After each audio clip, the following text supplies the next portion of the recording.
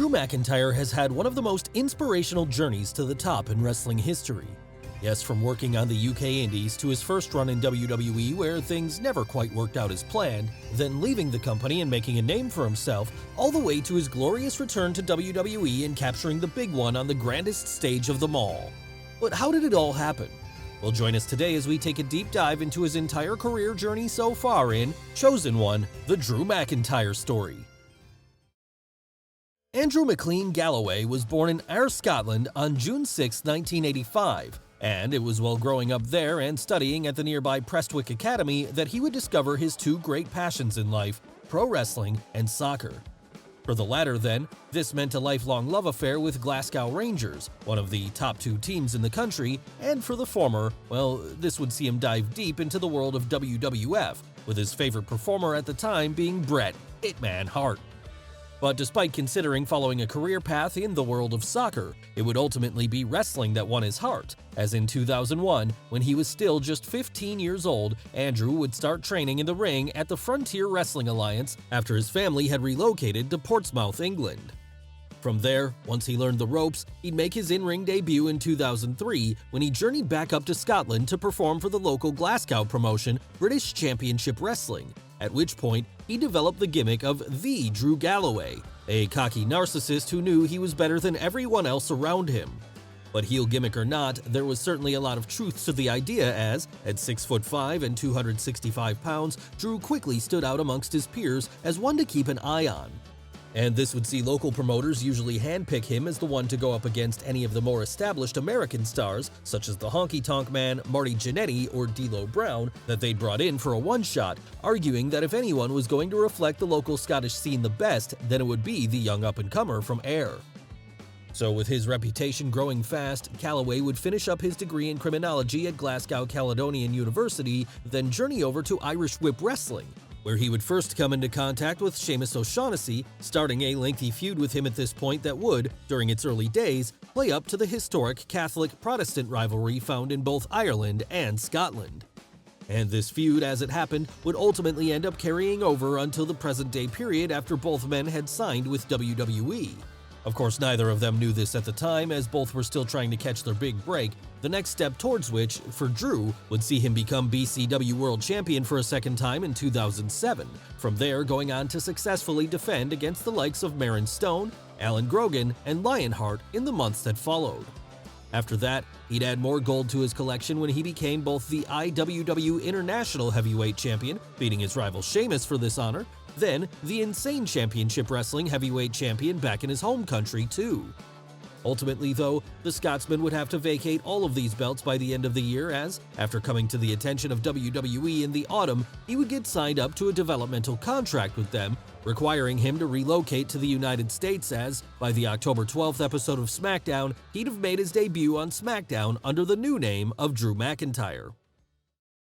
Following this, he'd make some further appearances on Raw and Heat, but for the time being, these would remain cameos, as for the most part, the rookie would be spending his time in both Ohio Valley Wrestling and Florida Championship Wrestling, there learning the WWE in-house style as he teamed with Stu Bennett to briefly become the FCW Tag Team Champions. As well as that, it would be during this period that Drew would become engaged to fellow wrestler Taryn Terrell, with them ending up officially tying the knot a year later. And by now, the Scotsman would have been moved up to the main roster full-time too as, an exclusive member of the Blue Brand, he'd establish himself as a big-time heel when Vince McMahon personally gave him an on-screen rub by introducing him as a future world champion and his own Chosen One. This, though, ended up proving to be a heavy weight on McIntyre's shoulders as, despite having all the talent in the world, the expectations were now great, and as such, everyone would be watching to see if he slipped up. Not that he did that initially though. No, early on during his main roster run in fact, the Ayr native would find a lot of success, as after feuding with the likes of R-Truth and Finlay, he ended up going against then Intercontinental Champion John Morrison. And when those two finally met in the ring at December 13, 2009's Tables, Ladders, and Chairs pay-per-view, it would be the newcomer who picked up the win, starting his first reign with the secondary strap. After that, he'd go on a string of successful defenses against the likes of Kane and Matt Hardy in the months that followed, all while Vince McMahon continued to be an advocate of his both on and off screen. Yes, it seemed like it was only a matter of time until he reached the top of the mountain in WWE. Unfortunately, though, before he could get there, he would first have to lose his Intercontinental title to Kofi Kingston at May 23, 2010's Over the Limit, a loss which sent him spiraling. And to make matters worse, come June of that year, after the Boss had been written off of TV following a kayfabe attack from the Nexus, Drew would find that he'd lost all his power, and so, upon getting beaten by Matt Hardy, he'd be informed by then SmackDown General Manager Teddy Long that his work visa had expired and that he'd have to return to Scotland immediately. And as it happened, this was true, as over the next couple of weeks, the Scotsman would have to apply for a new visa, one which allowed him to return to the US soon thereafter so as to form a new alliance with Cody Rhodes. And this alliance would turn out to be so successful that, at September 19th's Night of Champions pay-per-view, they would beat 4 other duos to become the new WWE Tag Team Champions. Following that, they'd hold on to the belts for the next month, successfully defending them up until the point where they were finally bested by John Cena and David Otunga. But now, with no more gold around their waists, the two would end up going their separate ways once more, as McIntyre instead began focusing on re-establishing himself as a singles star. And this determination would follow him when he was drafted over to Raw in April of 2011, even if it appeared that, by then, Vince McMahon had moved on to his new flavor of the month. So instead of being treated like the world title contender fans had expected him to be, Drew would mill around in the lower mid-card for a while, rarely getting a chance to appear on Raw at all as he'd become mostly relegated to dark matches and Superstars tapings. Then, after suffering a shoulder injury in the spring of 2012, he'd be removed from TV altogether for a while, returning in May only to continue picking up where he left off, being stuck in the undercard and rarely getting any wins. So when he finally got a chance to form a stable soon after this, he jumped at the opportunity, feeling that it was finally something to sink his teeth into. Sure, it was a trio of comedy jobbers known as 3MB, one whose ranks also included Heath Slater and Jinder Mahal, but at least it was TV time. That said, it remained a far cry from where he originally saw his career going, and it's not hard to see why he felt this way, as it really wouldn't have taken much to make him feel like a main eventer given his stature and charisma. In the end, though, it appears that Drew was his own worst enemy during this period, something he's since admitted to, as a messy divorce he was undergoing with his wife at this point would see allegations of abuse be thrown back and forth, something which evidently soured him in the eyes of management. So relegated to a comedy role then, he would continue on the best he could, spending the next couple of years after that getting involved in 6-man tags against the likes of The Miz, Alberto Del Rio, and Tommy Dreamer. Unfortunately, though, by June of 2014, the act would have run its course, and Drew would find himself getting released from his WWE contract, leading to him returning to Scotland from there where, now once again performing for ICW, he'd make it his aim to put British wrestling on the map in a way that it had not been before. And the first step in this, as it happened, was defeating Jester at the company's Fear and Loathing 7 show that November to become the 2-time ICW Heavyweight Champion, with the Scotsman then following this up by taking the belt around Europe as he defended it in places like Denmark, Australia, and Ireland. And while he was doing this, he was also continuing to work stateside for promotions like Evolve, with this one allowing him to defeat Chris Hero so as to become the Evolve World Champion in August of 2014, and then go on a string of successful defenses against the likes of Tony Nese, Ricochet, and Rich Swann in the months that followed.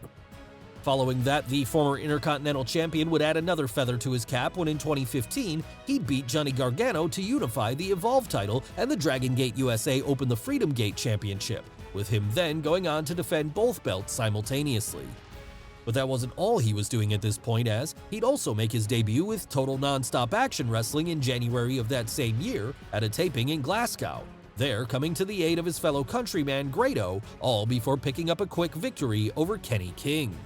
After that, he would return stateside with them, forming a stable known as The Rising, which also included Eli Drake and Micah, and allowed the Scotsman to establish himself as one of the top players in TNA. Meanwhile, though, back in Scotland, he continued to reign as the ICW World Heavyweight Champion, with him by then having racked up 24 title defenses against names like Tommy End, Big Damo, and Rhino. And of course, nothing lasts forever, and so, at Fear and Loathing 8 on November 15th of that year, he would finally be beaten by Grado. And to make matters worse, by that point, he'd also lost his Evolve and Dragon Gate USA World titles to Timothy Thatcher, leading the Air native to recalibrate as he now set his sights on winning TNA's top prize, something he was ultimately able to do on the March 15, 2016 episode of Impact when he pinned Matt Hardy to start his first reign as their World Heavyweight Champion. After that, now reinvigorated once more, he'd pick up more gold when he and Johnny Gargano were able to win the Evolve Tag Team titles together. All this while back over in the UK, he'd become the What Culture Pro Wrestling Champion after beating Joseph Connors and Joe Hendry in a three-way cage match. And as if that wasn't enough, in his personal life, he'd be getting married for the second time around this point, this time to Dr. Caitlin Frohnaffel. Back in the ring, however, there was little time for celebration as, while in Evolve, Drew had now started feuding with his now former tag partner Johnny Gargano. Over in TNA, he'd be fending off challengers such as Jeff Hardy and Bobby Lashley, with it being the latter who was ultimately able to dethrone him as TNA World Champion at June 12, 2016's Slammiversary. This didn't get him down for too long though, because back in Evolve, he would become a two-time tag team champion when he partnered with Chuck Taylor to defeat Catchpoint for the honor at Evolve 64. Meanwhile, as he was doing this, Drew was popping up in Pro Wrestling Guerrilla, further establishing himself as one of the hottest indie talents out there when he had bangers against the likes of Tommaso Ciampa, Roderick Strong, Trent Beretta, Trevor Lee, and Michael Elgin. And this would all eventually bring him to the attention of WWE once more, as in early 2017, after he'd had one more run in TNA as the Impact Grand Champion, the Scottish Warrior would re-sign with his former employer, from there making his re-debut by appearing in the crowd at TakeOver Orlando on April 1st of that year. And perhaps learning from their mistakes during his last run then, WWE would be quick to fast-track Drew up to the main event scene of the Black and Gold brand after that, having him defeat Killian Dane on July 18th to become #1 contender to Bobby Roode's NXT Championship. Then, when the time for that match came on August 19th's TakeOver Brooklyn 3, it would be the Scotsman who picked up the win after 22 minutes and 25 seconds, securing his spot as a major player to be in Vince McMahon's promotion.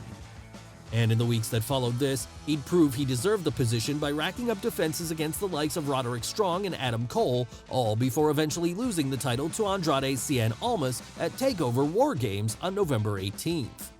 But the reason for this loss wasn't that the company had lost faith in him this time. No, quite the opposite in fact, as, following the match, Drew would take some time off to recover from a bicep injury, only to then reappear on the main roster in April of 2018, now a full-time member of Raw. What fans may not have expected though was that upon arriving on the Red brand, Drew would instantly turn heel and align himself with Dolph Ziggler, beginning a feud with Titus Worldwide after that, which saw the villains make short work of their opponents. Then, once that was over and done with, the Scottish Warrior would help his new partner win the Intercontinental title on the June 18th episode of Raw, with people now beginning to compare the dynamic the duo had to that of Shawn Michaels and Diesel in the mid-90s. And this dynamic would work for them so well that come the September 3rd episode of Raw, they'd have beaten Bo Dallas and Curtis Axel to become the Raw Tag Team Champions. All this while forging a temporary alliance with Braun Strowman after all three had found a common enemy in The Shield. That alliance wouldn't last long, however, as on the October 22nd episode of Raw, the Monster Among Men would cost McIntyre and Ziggler their tag team titles. And soon after this, the Scotsman would end his alliance with Dolph too, claiming then that he'd only been using his partner to help him get back to the top and that, now that they were no longer tag champions, he had no further use for him. So now a single star once more, Drew would feud with his now former partner for a while, eventually beating him in a steel cage match on the December 31st episode of Raw. After that, he'd go on a tear through the singles division, picking up wins against the likes of Dean Ambrose and Seth Rollins, all on the way to a big-time WrestleMania 35 match against Roman Reigns. He would fall like a domino when the time for the match came on April 7th, 2019. But that wasn't the end of his beef with Reigns as it happened, because, following WrestleMania, the former tag team champion would align himself with Shane McMahon as the two continued to make the big dog's life a living hell. So needing to even the odds then, Roman would enlist the help of The Undertaker, with all four men from there clashing in a tag team match at July 14th's Extreme Rules. And despite losing that night, this bout would give Drew the distinction of taking part in the Deadman's last ever in-ring contest to date, something he would use to propel himself forward from there as, after taking a brief hiatus in the summer, he'd return in 2019 to start something of a win streak that even saw fans start to get behind him once more. So with this growing fan support, the Ayrshire boy would enter the 2020 Royal Rumble fully confident that he had what it took to win the whole thing. And boy, did he show everyone watching he meant business when, around the halfway mark of the match, he'd eliminate the Beast himself, Brock Lesnar, the very same man who had utterly dominated the proceedings up until then. After that, Drew would eliminate everyone else in his path, eventually winning the whole thing to book himself a spot in the main event of WrestleMania 36.